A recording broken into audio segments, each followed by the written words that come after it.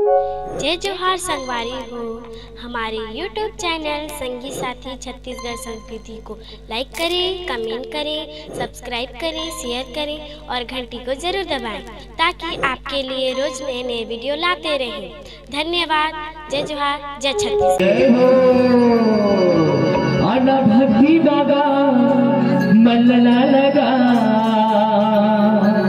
जय हो ते माया माझन मनला लगा तोरी जिंदगी हो ही उम्र कम कम कम अच्छा मुक्ति हो ही मन की जन्म मुक्ति हो ही तो मन के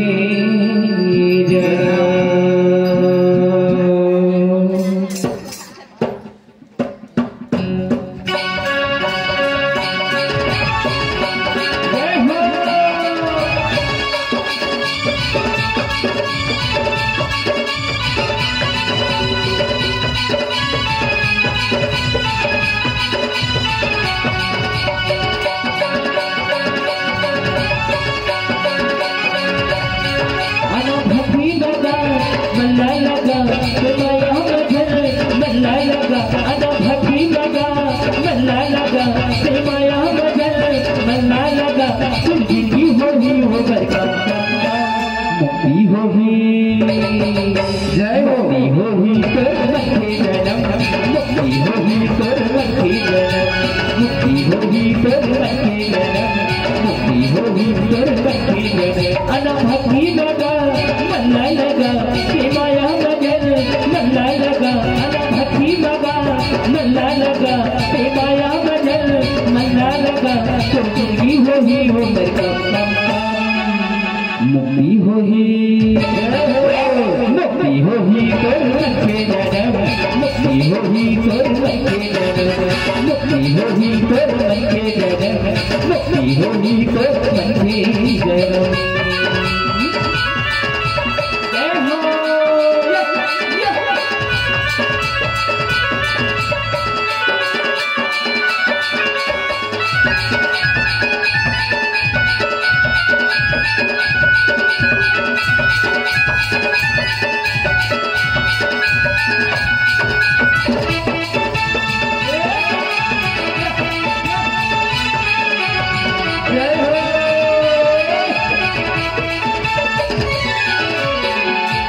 जानी लागत है ना एमर बेलो रे बेलो के की अच्छा वो जानदार है ना उसके लगी तो जानदार है मुक्ति हो ही बच्चे जन्म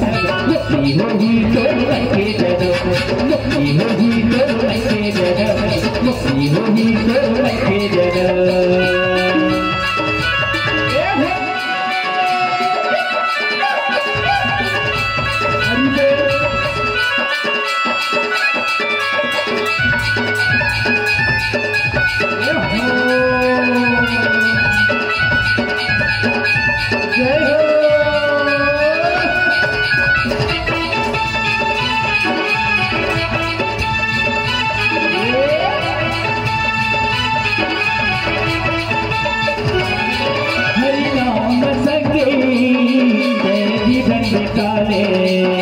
कॉपी चोला के संगे पास कटाले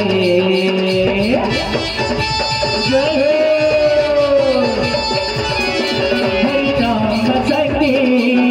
जीवन से बिताले कॉपी चोला के संगे पास कटाले राम गाले संगी खाले गजब राम गाले संगी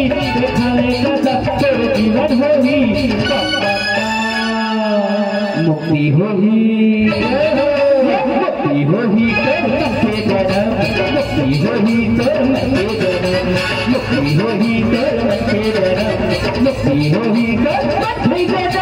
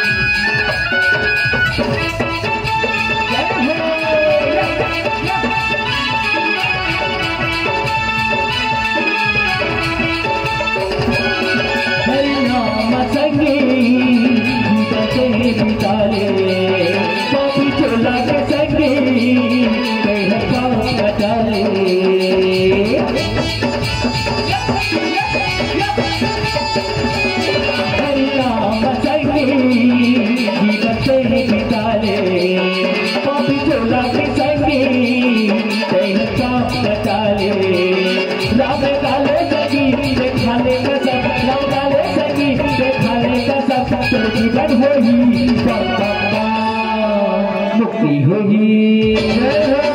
मुक्ति होगी बच्चे जन्म मुक्ति होगी तोर बच्चे जन्म मुक्ति होगी तोर बच्चे जन्म मुक्ति होगी तोर बच्चे जन्म आना भक्ति लगा गला लगा ते माया बधन गला लगा आना भक्ति लगा गला लगा ते माया बधन गला लगा तुम जिंदगी होगी मुक्ति होगी तेरे बच्चे जन्म मुक्ति होगी